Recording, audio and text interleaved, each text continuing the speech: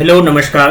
हम लोग जो हैं पिछले वीडियो में जो है सल्तनत कालीन पॉलिटिकल को समाप्त कर चुके हैं और आपको मैंने बता चुका हूं जो सल्तनत काल जो है लोदी वंश यानी पानीपत के प्रथम युद्ध में जो है बाबर और इब्राहिम लोदी के बीच होता है। बाबर जो है इब्राहिम लोदी को पराजित करता है और एक नए वंश मुगल वंश की नींव डालती है। यहाँ तक आपको मैं बता चुका हूँ।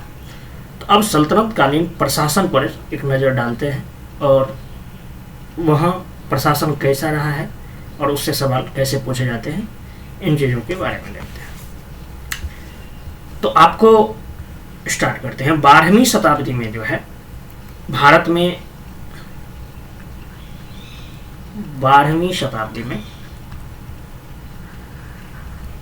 जो है भारत में तुर्क साम्राज्य की स्थापना के साथ ही जो है पूर्व की जो राजनीतिक शून्यता की स्थिति थी वो समाप्त हो जाती और तुर्क शासकों द्वारा जो है अपनी कुशलता और सैन्य शक्ति के बल पर एक बार फिर से एक मजबूत केंद्रीय सत्ता की स्थापना करता है।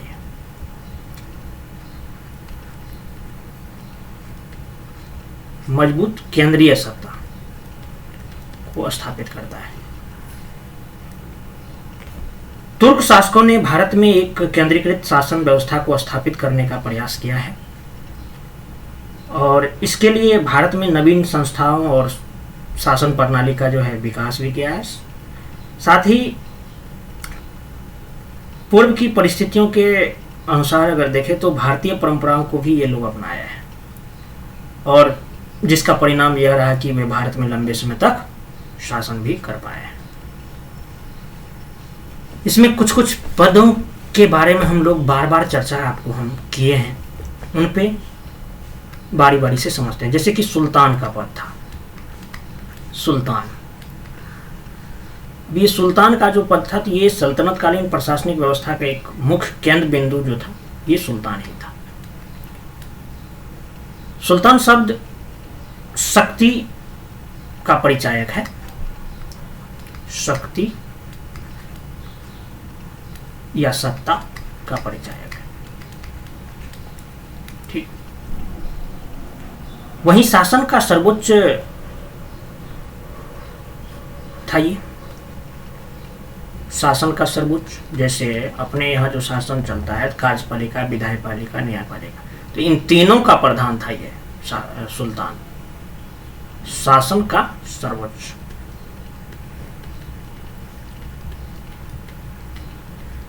तीनों में सर्वोच्च। क्लियर बात। कार्यपालिका, विधायिका और न्यायपालिका तीनों में सर्वोच्च। यह जो है सुल्तान एक ऐसी धुरी थी जिसके चारों ओर सल्तनत की समस्त प्रशासनिक संरचना जो था वो केंद्रित था। समझ रहे हैं? इसके चारों ओर समस्त प्रशासनिक संरचना केंद्रित था।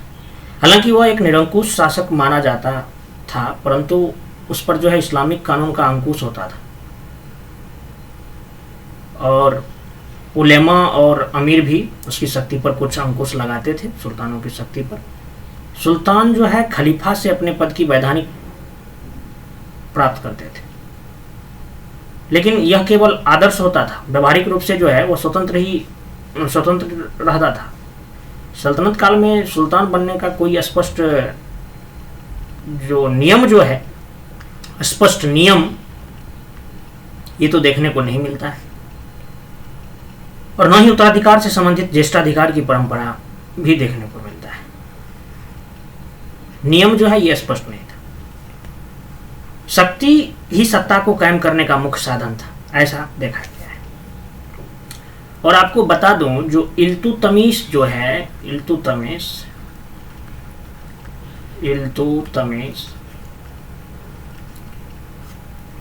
यह पहला सुल्तान था जिसने कि खलीफा से अपने पद की मान्यता प्राप्त की थी। ये चीज भी आप याद रखिएगा। आगे अलाउद्दीन खिलजी, मोहम्मद बिन तुगलक ने भी जो है सुल्तानों ने खलीफा के सम्मान किया है। लेकिन वहीं अगर मुबारक शाह खिलजी जो है ये प्रथम सुल्तान था जिसने स्वयं को खलीफा घोषित किया है। मतलब डायरेक्ट प्रत्यक्ष रूप से ही अपने को जो है मुबारक शाह खलीफा घोषित किया था, मुबारक शाह। ठीक है।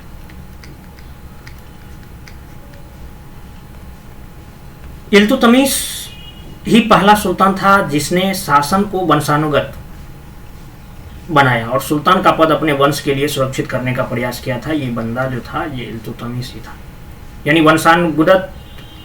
वंशानुगत बनाया ये शासन को।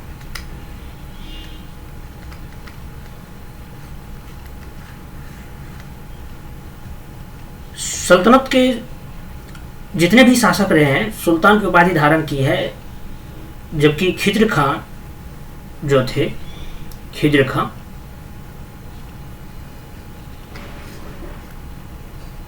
सुल्तान की उपाधि सभी ने धारण किया, लेकिन खिज्र खां जो है, खिज्र खां जो है ये रैयत ए आला की उपाधि धारण करता है।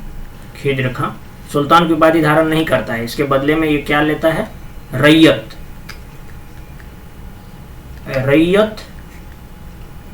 ए आला,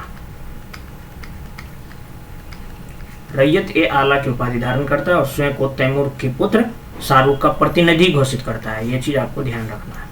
ठीक है। अब आपको मैंने बलबन के जो राजत्व सिद्धांत थे उसके बारे में मैंने बताया था, लेकिन आपको मालूम होगा जो राजत्व सिद्धांत बलबन के बारे में पढ़े, लेकिन उनको जो है आगे चल के उनके उत्तराधिकारी लोग भी जो है आगे जो शासक हुए हैं वो भी अपनाए हैं। इसको भी थोड़ा देखते हैं, मतलब राजत्व सिद्धांत कौन कौन शासक चलाए हैं।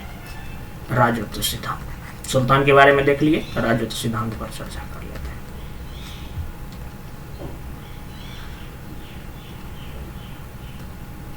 राजत्व सिद्धांत जो है इल्तुतमिश और उसके उत्तराधिकारी जो हुए उसके शासनकाल तक जो है राजतंत्र का स्वरूप स्पष्ट ढंग से विकसित जो था नहीं हो पाया था।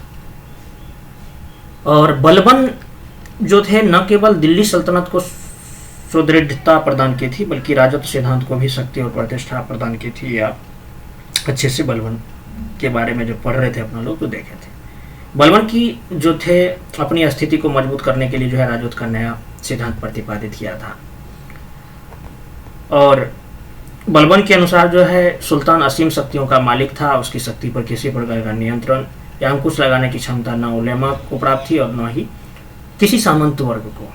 क्योंकि वो जो उपाधि सभी लिया है तो आप देखे ही थे, जो सुल्तान ऐसा कहता था क्योंकि ईश्वर सुल्तान जो है ईश्वर का प्रतिनिधि था, इसलिए वह मनुष्यों के प्रति उत्तरदायी नहीं था।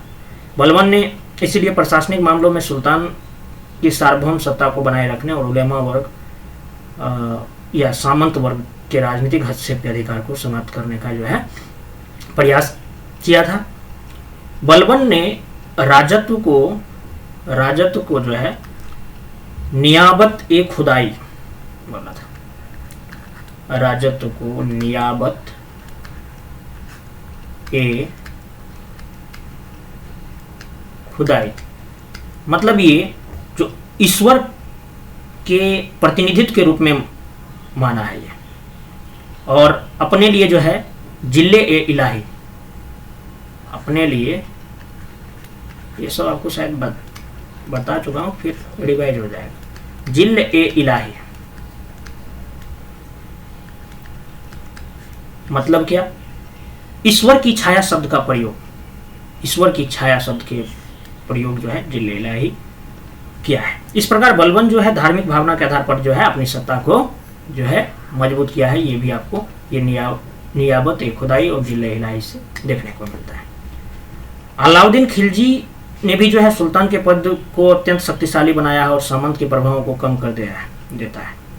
और इसने अलाउद्दीन खिलजी जो है एक शक्तिशाली सैन्य व्यवस्था स्थापित करता है। अलाउद्दीन खिलजी जो है ये बलबन द्वारा स्थापित निरंकुशता के सिद्धांत को और अधिक मजबूत बनाया है और उसने जो है शासक के कर्तव्यों से में जो है साम्राज्य विस्तार को भी अनिवार्य रूप से सम्मिलित किया है और निरंकुशता और सैन्यवाद के विचार को विकसित किया है। किंतु एक चीज पे आपको गौर होगा, जो जातीयता और कुलीन तंत्र, जातीयता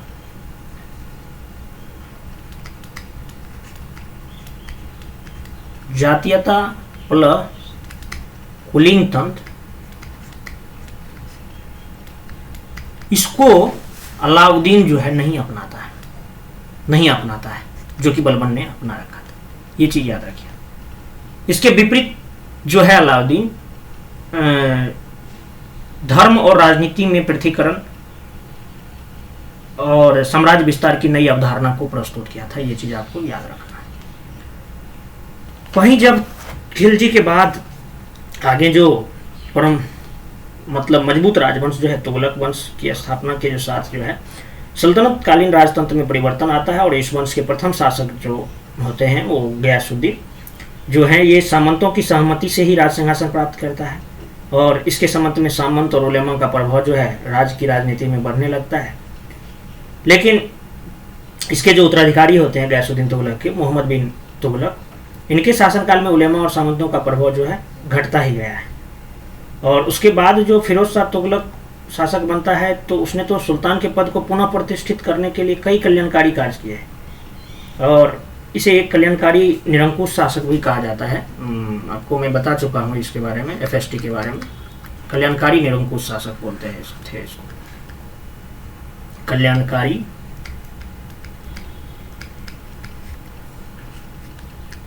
निरंकुश शासक।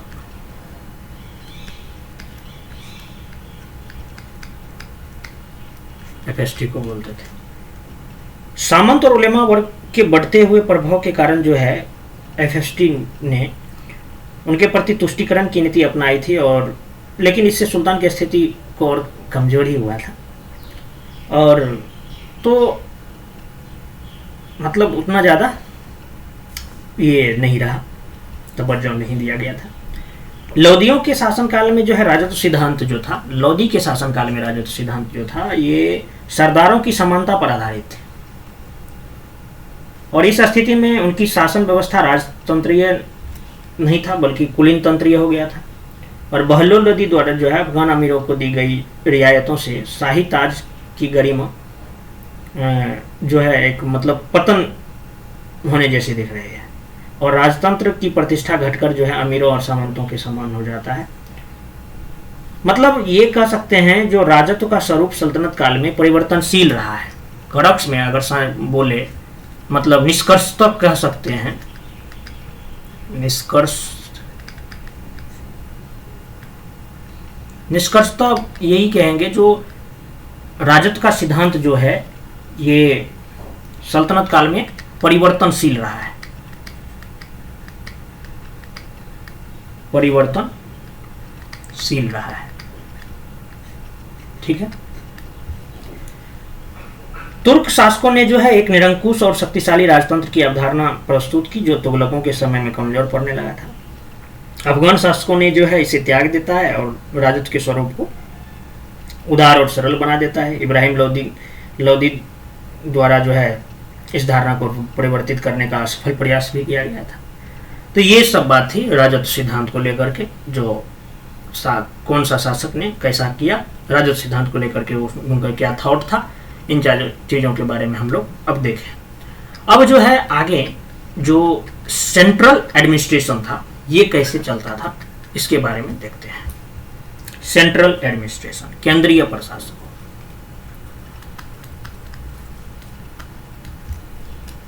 पैन कार्ड, केंद्रीय प्रशासन।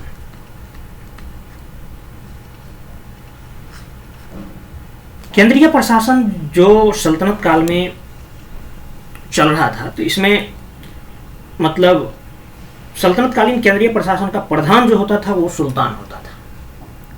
केंद्रीय प्रशासन का प्रधान जो था, प्रधान ये तो सुल्तान होता था। प्रशासन की संपूर्ण शक्ति जो है सुल्तानों के ही हाथ में केंद्रित थी, और इसके आदेश ही जो है राजकीय, ये जो आदेश देते हैं सुल्तान, यही राजकीय नियम कहलाते थे। इसे सलाह देने के लिए जो है एक विशेष संस्था होती थी।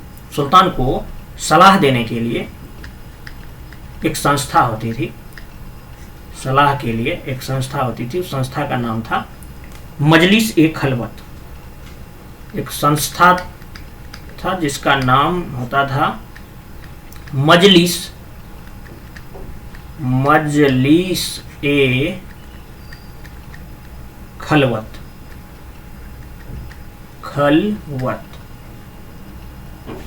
ठीक है, मजलिस ए खलवत कहा जाता था इसको। बर्नी बतलाता है जो सल्तनतकालीन प्रशासन के 4 प्रमुख अंग थे, जो सल्तनत के प्रशासन के आधार स्तंभ थे। बर्नी के अनुसार क्या कहता है बर्नी कहता है जो सल्तनतकालीन प्रशासन के 4 प्रमुख अंग थे, 4 प्रमुख अंग थे। कौन कौन थे भाई? और यही जो है सल्तनत के प्रशासन के आधार स्तंभ थे, जिनमें की बात करें आपको तो दीवान ए बिजारत, दीवान ए बिजारत की अगर जहां तक बात करें, दीवान ए बिजारत, ये जो होता था ना, ये वित्त विभाग है, वित्त विभाग।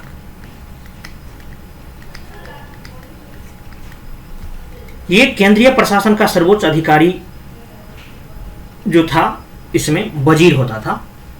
वित्त विभाग में सर्वोच्च अधिकारी वजीर होता था, ये चीज आपको ध्यान रखना है। और सुल्तान के बाद जो है सर्वोच्चता के क्रम में प्रशासन का सर्वोच्च अधिकारी जो है वही रहता है।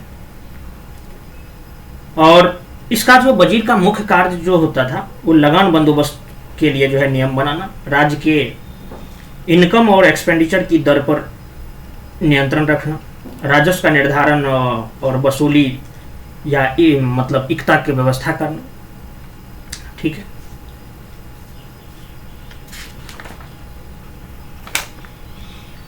तुगलक काल को मुस्लिम भारतीय विरासत का स्वर्ण काल माना जाता है, जबकि बलबन का काल जो है इसका निम्न काल था। ये चीज भी ध्यान रखिएगा। गयासुद्दीन तुगलक के समय में सेवानिवृत्त वजीरों को एक परिषद बनाई गई, जिसमें जुनौदी, मुहजबुद्दीन और ख्वाजा खातिर शामिल थे।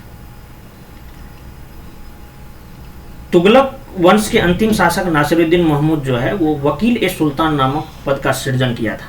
इसी विभाग में एक पद का सृजन किया था, वकील ए सुल्तान नामक पद का सृजन किया था। किसने किया था भाई? तो नासिरुद्दीन महमूद का किया था। उसके बाद वित्त विभाग के बाद जो था नेक्स्ट विभाग जो था वो प्रमुख विभाग में रक्षा विभाग। रक्षा विभाग को जो बोलते थे दीवान ए अर्ज बोलते थे। दीवान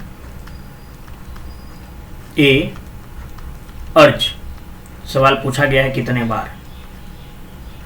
ये जो थे ये मतलब सैन्य विभाग या रक्षा विभाग? रक्षा विभाग था।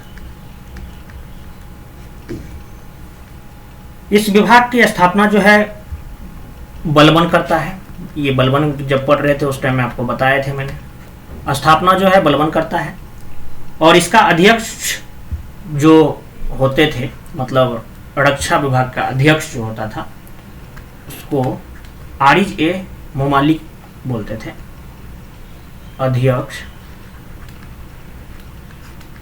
आरिज ए मुमालिक कहलाता था। मुमालिक कहलाता था। ठीक है। और इसका प्रमुख कार्य जो होता था वो सैनिकों की भर्ती करना, सैनिकों और घोड़ों का हुलिया रखना और उनका निरीक्षण करना समय पर, और वहीं सैनिकों की खाद्य सामग्री और मतलब ट्रैफिक यातायात की व्यवस्था भी करता था ये। उसके बाद एक विभाग था दीवान ए इंसा। दीवान ए इंसा यह जो था सचिवालय होता था, आजकल का जो सचिवालय है, सेक्रेटरीट, ये होता था। ठीक है, सचिवालय।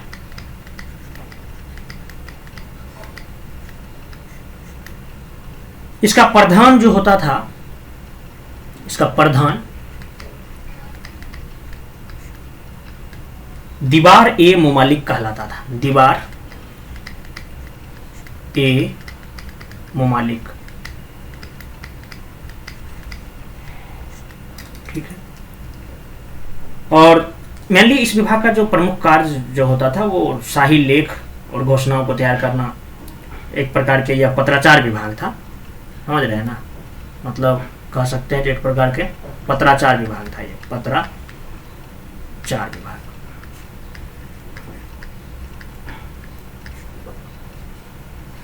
सुल्तान और अधीनस्थ राजाओं और अधिकारियों को यहीं से पत्र भेजा जाता है। ये यानी मतलब मैंने क्रक्स में बता दिया, सचिवालय तो समझ जाइए।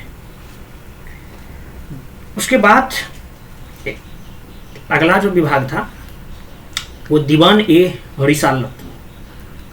दीवान ए रिसालत।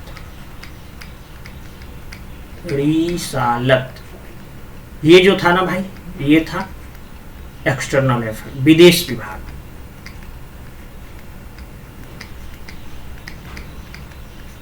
ठीक है।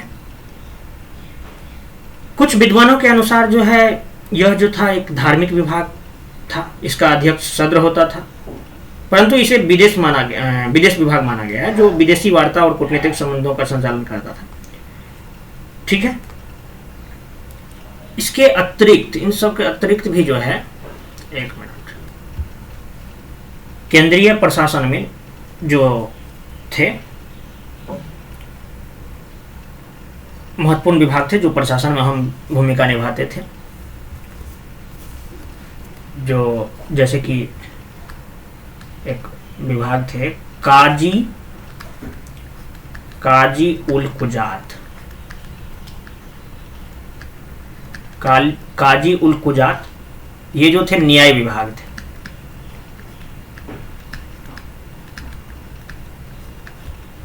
यह जो है धर्म विभाग का प्रधान होता था, और इसे विभाग का प्रधान जो होता था, प्रधान, इसको बोलते थे सद्र उस सुदूर। सद्र उस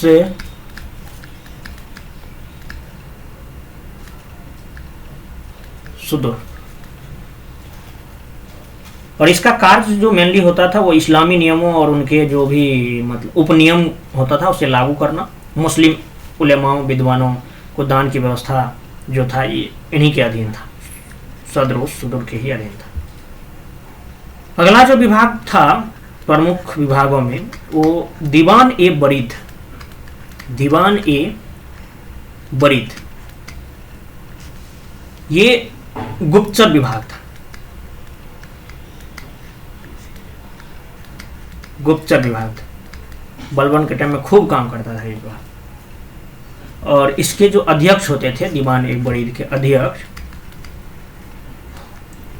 ये बरीद ए मुमलिक कहलाते थे। बरीद ए मुमालिक कहलाते थे। और इसके अंतर्गत जो है, इनके अंतर्गत जो आते थे वो गुप्तचर आते थे, संदेश वाहक, डाक चौकियां, ये सब होते थे। उसके बाद जो अगला विभाग अमीर ए हाजिब। अमीर ए हाजिब यह जो था शाही दरबार से संबंधित एक अधिकारी था। यह अमीर हाजिब या शाही दरबार से संबंधित एक अधिकारी था। इसे जो है मतलब क्या बोलते हैं, बारबक भी कहा जाता था कहीं कहीं पे। बारबक, बारबक, अरे वैसे तो अभी हम विभाग देख रहे थे, अधिकारी, ठीक है। बारबक भी कहा जाता है। और दरबारी शिष्टाचार और वैभव बनाए रखने में जो है इसका मेन कार्य होता था। इनके जैसे और भी अधिकारी थे, जैसे कि मुशरिफ ए मुमालिक। मुशरिफ ए मुमालिक,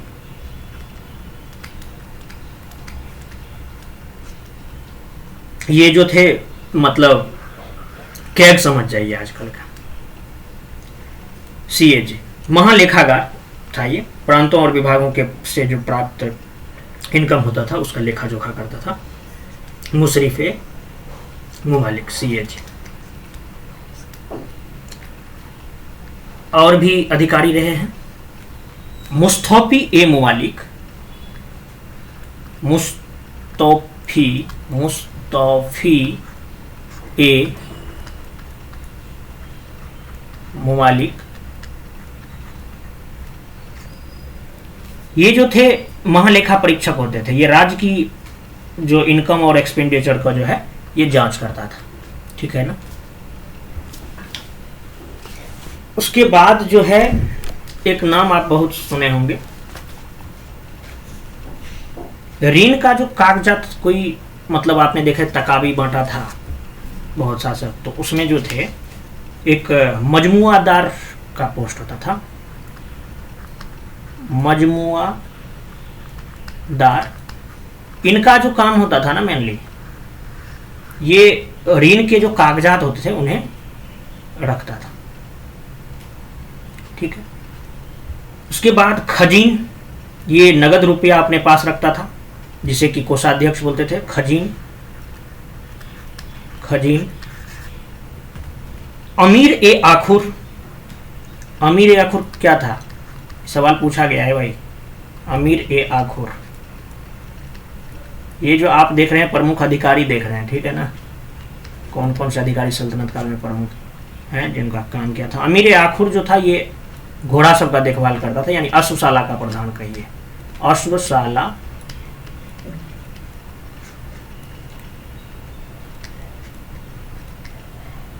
का प्रधान, ठीक है। और मुहतसीब जो होते थे, मुहतसीब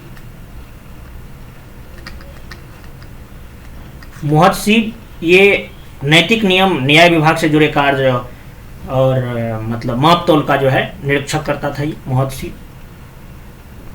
उसके बाद अधिकारी में एक वकील ए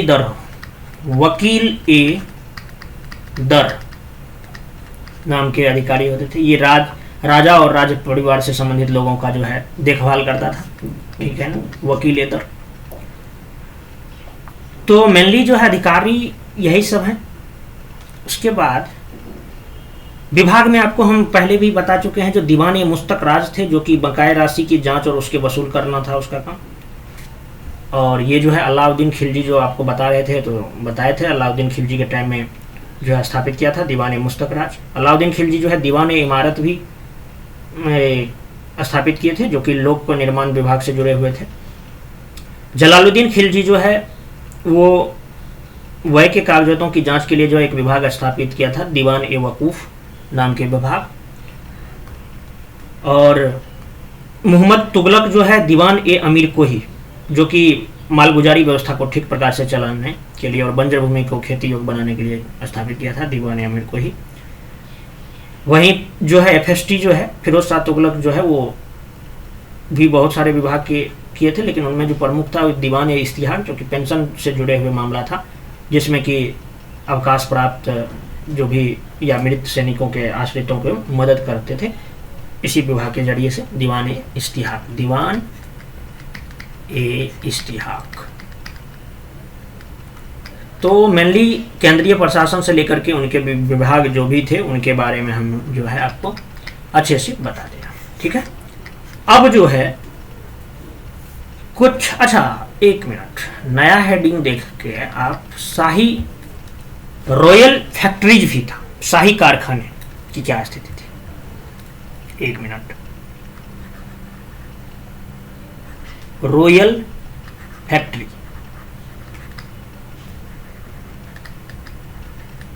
रॉयल फैक्ट्रीज यानी शाही कारखाने सल्तनत कालीन प्रशासन व्यवस्था में जो था फैक्ट्रीज का विशेष स्थान प्राप्त था। इसमें जो है राज दरबार और राज परिवार की विलासिता संबंधित वस्तुएं जो है तैयार की जाती थी। और ये कारखाने जो थे 2 प्रकार के थे। ये कारखाने जो थे मेनली 2 प्रकार के थे। एक जो थे रातीबी और दूसरा जो था वो गैर रातीबी। गैर रातीबी, ठीक है। रातीबी में जो है, यहाँ रातीबी कारखानों का जो है वार्षिक अनुदान निश्चित था और इनमें काम करने वालों को एक निश्चित वेतन प्राप्त था। इसके अंतर्गत जो है मतलब आता था ये मतलब हाथी को देखभाल, गजशाला, गजशाला, गजशाला, अश्वशाला, अश्वशाला, शराब खाना, ये सब जो है इसके अंतर्गत था। वहीं गैर रातीबी जो थे इसका अनुदान निश्चित नहीं होता था। इनके अंतर्गत जो है निर्माण विभाग प्रमुख थे। शाही कारखानों का एक महानिदेशक होता था। शाही कारखानों का जो है एक महानिदेशक होता था, जिन्हें महानिदेशक, जिसको कि मुतसर्रिफ बोलते थे। मुतसर्रिफ बोलते थे, ठीक है। ये चीज याद रखनी है। रॉयल फैक्ट्री से ये सवाल एक बार पूछा गया था, इसीलिए याद रखना था रातीबी के बारे में, तो तब से मैंने अपने नोट्स में इसको डाल दिया। तो अभी तक हम लोग जो है सेंट्रल एडमिनिस्ट्रेशन के बारे में देखें। अब जो है हम प्रोविंशियल एडमिनिस्ट्रेशन कैसा है रहा है इस पे भी एक नजर डाल लेते हैं। यानी प्रांतीय प्रशासन कैसा होता था। प्रांतीय प्रशासन, प्रांतीय प्रशासन की अगर जहां तक बात करें तो सल्तनतकालीन साम्राज्य का जो है विभाजन प्रांतों में किया गया था। प्रांतों को जो है वैसे प्रांतों को क्या कहा जाता था, प्रांतों को कहा जाता था इक्ता, इक्ता या कहीं कहीं पे सूबा, सूबा या विलायत,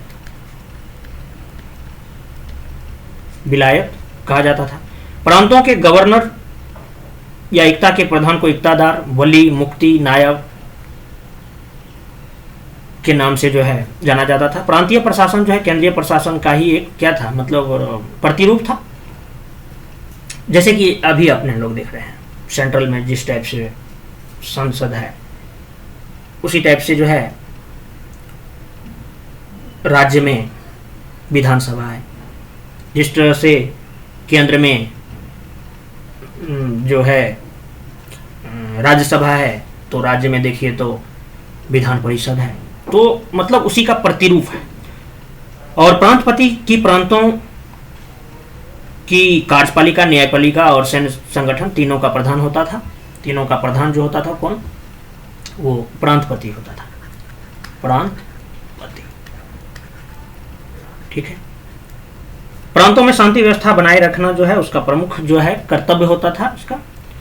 और भू राजस्व वसूली में भी ये सहायता करता था। प्रांत प्रमुख की नियुक्ति जो है ये सुल्तान के द्वारा की जाती थी और वह जो है अपने कार्यों के लिए सुल्तान के प्रति जो है उत्तरदायी था। और उसका पद जो है वंशानुगत नहीं होता था, वो समय समय पर उसका हस्तांतरण भी होता था। मतलब राज्यपाल समझ जाइए, मैं डायरेक्ट लिख रहा हूँ, ठीक है, उतना बात नहीं है। अब मेंस में आ जाए तो फिर कमेंट डाल दीजिएगा, जुड़ेगा, क्योंकि यहाँ से डाल सकते हैं, ऐसा कोई बात नहीं था। सल्तनत काल में जो है सर्वाधिक प्रांतों की संख्या जो है वो प्रांतों की संख्या जो है सबसे ज़्यादा जो हुआ है वो 23 हुआ है। ये हुआ है MBT के काल में, मोहम्मद बिन तुगलक के काल समय में जो है 23 प्रांत हो गए थे। और सबसे कम जो हुआ है, ज़्यादा MBT के काल में और कम जो हुआ है सबसे कम, ये लोदी वंश के टाइम में, लोदी वंश के टाइम में जो है कम हो जाता है सबसे कम। प्रांत प्रमुख की सहायता के लिए जो है कई अधीनस्थ अधिकारी होते थे। जैसे वित्तीय विभाग को देखरेख के लिए जो है एक अधिकारी होते थे जिनका नाम था साहिब ए दीवान, साहिब ए दीवान। वित्त विभाग से संबंधित था प्रांत में, ठीक है ना, ये चीज भी ध्यान रखिएगा, वित्त विभाग। और सैन्य विभाग के लिए जो है प्रांतीय आरिज होते थे, जिस टाइप से ये है उसी टाइप से आरिज जो होते थे ये सैन्य विभाग से संबंधित थे, प्रांत में सैन्य विभाग।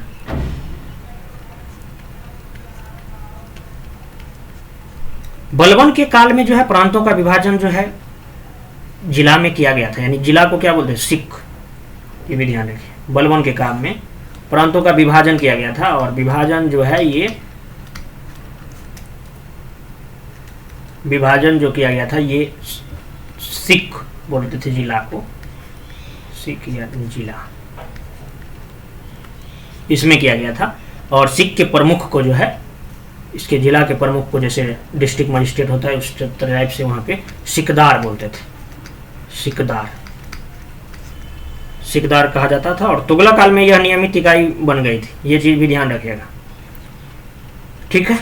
और जिलों का जो है, जिलों को परगनों में बांटा गया था, इसमें कई गांव सम्मिलित होते थे। इसके प्रमुख अधिकारी जो है होते थे वो मुंसिफ कहलाते थे।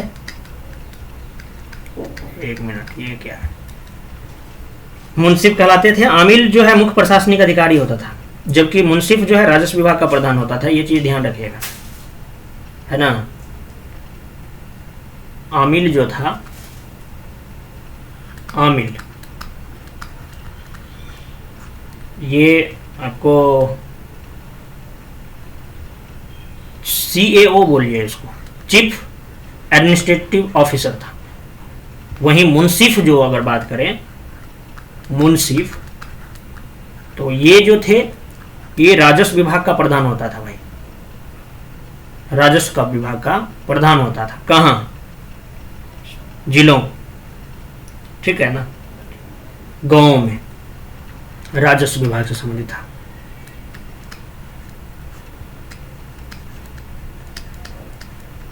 ठीक है। सल्तनत काल में 100 गांव का एक अधिकारी भी होता था, जिसे कि अमीर ए सदा कहा जाता था।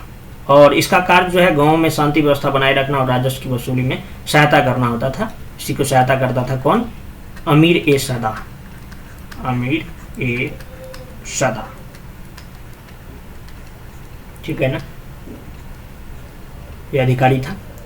प्रशासन की सबसे छोटी इकाई जो देखा गया है वो गांव ग्राम थी, प्रशासन की सबसे छोटी इकाई, और ग्राम थी। और ग्राम का जो है ना शासन कार्य जो है गांव के ही मुख्य अधिकारी, पटवारी बोलते थे उसको, वो करते थे। खुद मुकद्दम या चौधरी के द्वारा किया जाता था।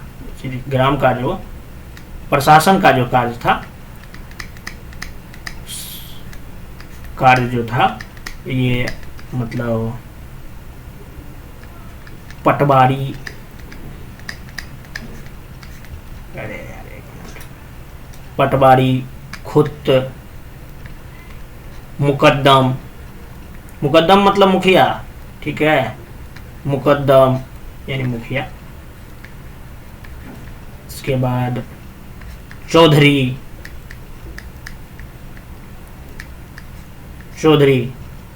इन्हीं लोगों के द्वारा किया जाता था। गांव में प्रशासन और राजस्व वसूली में खोत, मुकद्दम, चौधरी और ये सब जो थे ये सरकारी कर्मचारियों की सहायता करते थे, जिनके बदले में उन्हें जो है मतलब परिश्रमिक के तौर पर वसूली का एक भाग जो है दिया जाता था। जिसे अच्छा, इनको जो दिया जाता था परिश्रमिक के तौर पे, उसको बोलते थे हक ए खुत्ती या खुत्ती कहा जाता था। हक ए खुत्ती या कहीं कहीं खुत्ती ही लिखा जाता था, ठीक है, ये दिया जाता था।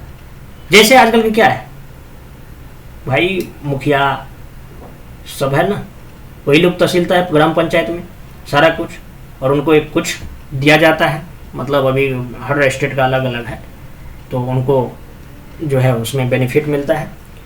पर्क को छोड़ कर की बात कर रहा हूँ मैं। अलाउद्दीन खिलजी सल्तनत का प्रथम सुल्तान था, जिसने कि खुद, मुकद्दम और चौधरी ये सब जो थे इन पर नियंत्रण जो है स्थापित किया था। लेकिन गयासुद्दीन तुगलक जो है पुनः इनकी स्थिति को बहाल कर दिए थे। तो जैसा कि अभी अपने मतलब इंडिया में भी जो है कभी कभी मतलब अभी आधुनिक काल में, मतलब अभी जो चल रहा है, इसमें भी जो है कोई राज जो है अपने अनुकूल जो है मतलब ग्राम पंचायत को लेके चलता है, क्योंकि वो राज्य का विषय है। ठीक है, अब हम लोग जो है मेनली सारा कुछ तो देख ही लिए, प्रोविंशियल एडमिनिस्ट्रेशन भी देख लिए, वीडियो भी लंबा ही जा रहा है। थोड़ा सा एक नज़र अगर डाल दे, एक मिनट, सैन्य विभाग को लेकर के मैंने वैसे जिक्र आपको कर ही चुका हूँ, लेकिन थोड़ा सा देख लेते हैं एक नज़र। इसमें मैं ज़्यादा लिखूंगा नहीं, बस क्योंकि आप सारा चीज़ जान ही रहे हैं, बस मैं एक रिफ्रेश करा देना चाह रहा हूँ आपको। जो सैन्य विभाग, सैन्य का प्रशासन का जो था, ये महत्वपूर्ण स्थान था सल्तनत काल में, और यह व्यवस्था जो तुर्की और मंगोल पद्धति पर आधारित थी। सुल्तानों की शक्ति जो है सैनिक बल पर ही निर्भर थी। इल्तुतमिश के समय में जो है सुल्तान की सेना को जो है हस्म ए कल्ब और कल्ब ए सुल्तानी कहा जाता था, और इसी ने जो है शाही अंगरक्षकों को दल संगठित किया था, जिसे जानदार कहते थे। तो मतलब ये चीज आपको ध्यान रखना है। हस्म ए कल्ब केंद्रीय सेना होता था, हस्म ए कल्ब।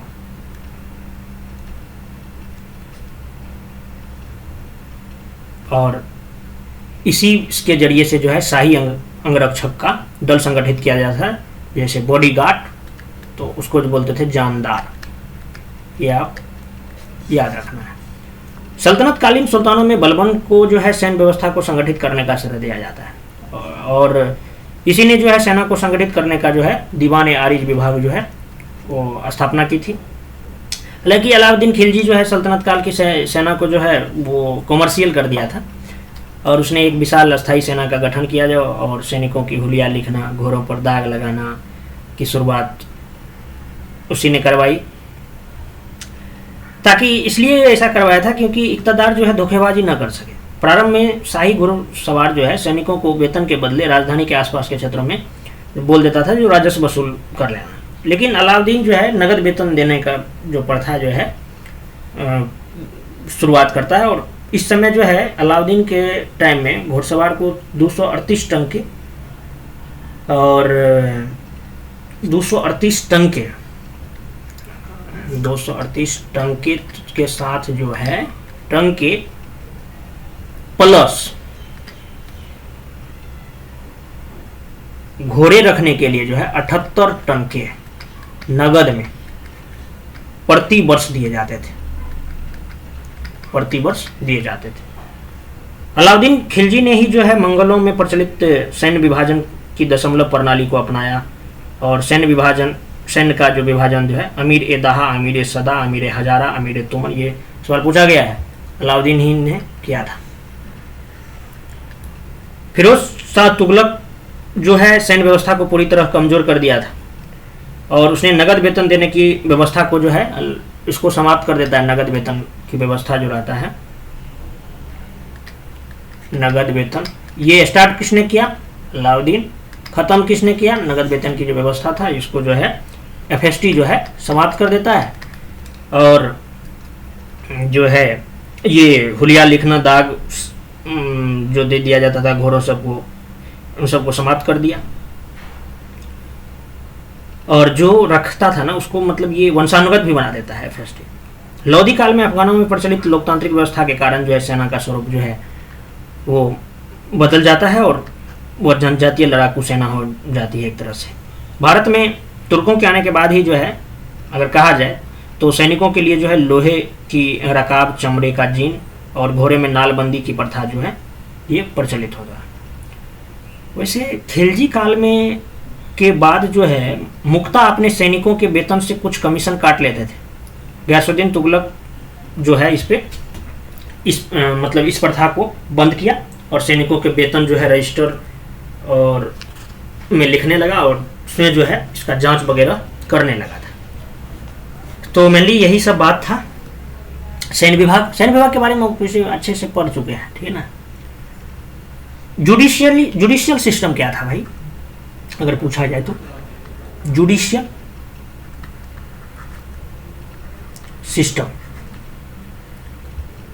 सिस्टम जो था सल्तनत काल में,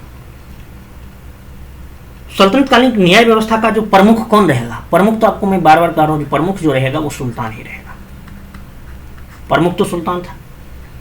यही जो है आपराधिक दीवानी संबंधी सभी मामलों का सर्वोच्च और अंतिम न्यायालय होता था। सुल्तान के बाद राज्य का प्रमुख न्यायाधीश जो होता था, सुल्तान के बाद जो होता था राज्य का प्रमुख न्यायाधीश वो होता था काजी उल मुमालिक। काजी उल मुमालिक, ठीक है, काजी उल मुमालिक था। और इसने जो है न्याय संबंधी कार्यों के लिए एक विशेष प्रशासनिक विभाग था इसके पास, जो देखता था उसको काजी उल कुजात कहा जाता था। काजी उल कुजात विभाग का प्रधान भी बोलिए इसको, ठीक है। मुस्लिम कानून के 4 प्रमुख स्रोत होते हैं, आप जानते होंगे। अच्छा, मुस्लिम इस्लाम धर्म के बारे में आपको मैं बता चुका हूं।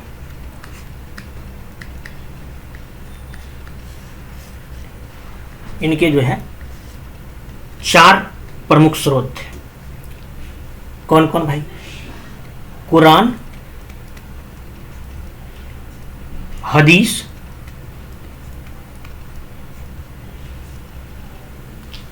इजमा,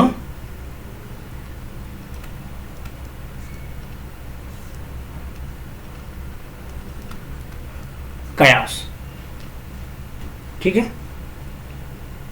मुसलमानों पर शरीयत के आधार पर ही कानून चलाया जाता था, यह चीज ध्यान में रख लीजिएगा।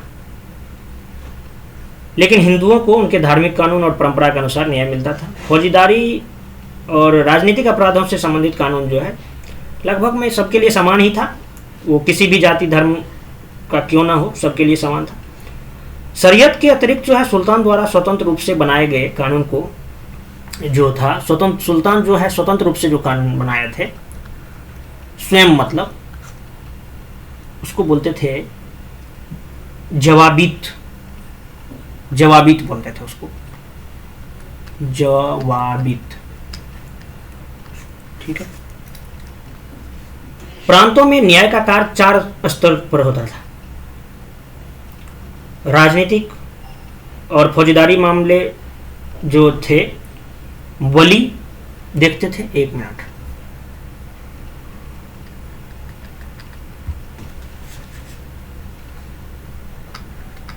राजनीतिक, ये प्रांतों की बात कर रहा हूं, राजनीतिक प्लस